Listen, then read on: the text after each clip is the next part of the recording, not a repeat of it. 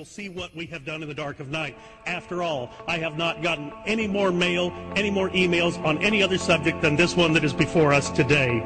Mr. Speaker, I understand we're under martial law as declared by the Speaker last night. Many of us were told in private conversations that if we voted against this bill on Monday, that the sky would fall, the market would drop 2,000 or 3,000 points the first day, another couple thousand the second day, and a few members were even told that there would be martial law in America if we voted no. They say trust us. Trust us, the people who brought us Katrina, to be competent in face of a disaster. Trust us, the people who brought us warrantless wiretapping and other excesses eroding our civil liberties. Trust us.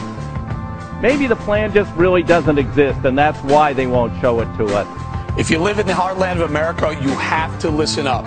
While the nation was distracted with the Anthony Weiner drama, President Obama signed an executive order that will seize greater power over food, fiber, and energy in our vast countryside areas. Why would Homeland Security be involved in exerting power and influence over the heartland? The aims of the White House Rural Development Plan sound eerily similar to a UN plan called Agenda 21, where a central planning agency would be responsible for oversight into all areas of our lives, a one world order. Sound familiar? You say that would mean that we the people, the United States Constitution, would be circumvented at the altar of this one world what? One world government, one world secondary. Our sovereignty would be subject to the dictates of the World Trade Organization, the World Bank. This is AIG, Goldman, and you know what? The Bavarian Illuminati, the Trilateral Commission, Goldman Sachs, and the Queen of England are not all bad. Goldman can be the first to rally hard enough to fix itself. I call it a virtuous circle that makes the stock even more attractive. Oh, by the way, I am part, just like when I always play with an open hand, I am part of the powerful cabal of ex-Goldman associates that controls the world. We economic hitmen have created the world's first truly global empire. And it's the first empire in history that's been created primarily without the military. Out of the ruins, something new will take seed. I want to believe that we can not collapse, but change. And the whole world can change, and the whole world economy. And I think we have a really good shot at doing that. I really think he's going over there to try to create a one world order.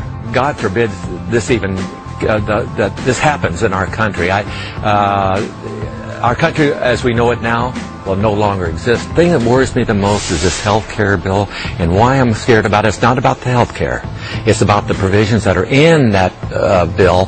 One is that if this thing passes, the government will have the right to come into our home and regulate how we raise our children. What's happening is we are now in a state of martial law and war globally. NDAA, National Defense Authorization Act, that Obama has called for and signed, stipulates that even American citizens can now be targeted by the military, picked up, and imprisoned indefinitely without civilian trial, thus throwing out our due process, our habeas corpus clauses. So we are now in the state of martial law. Everything is now creating conditions for a total war state. I mean, McCain called for the whole of America becoming part of the so-called battlefield.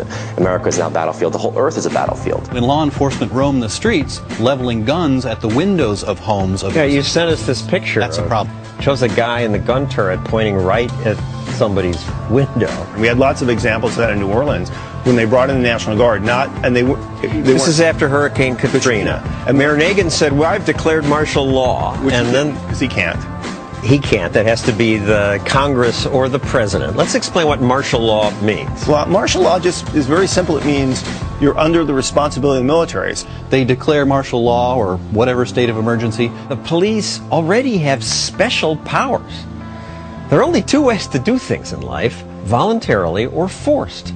Only government police officers, for example, have the right to use force on others. They can detain us, jail us, shoot us if they think it's necessary.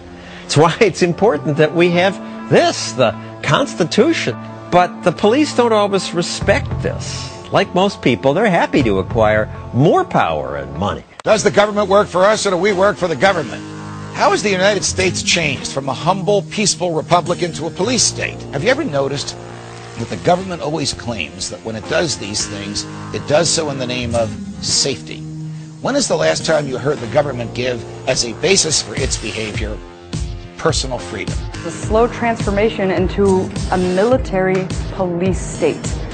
We now have police dressed like Army Special Forces, driving armored tanks and holding assault rifles, the sight of which alone is enough to terrify innocent people into submission.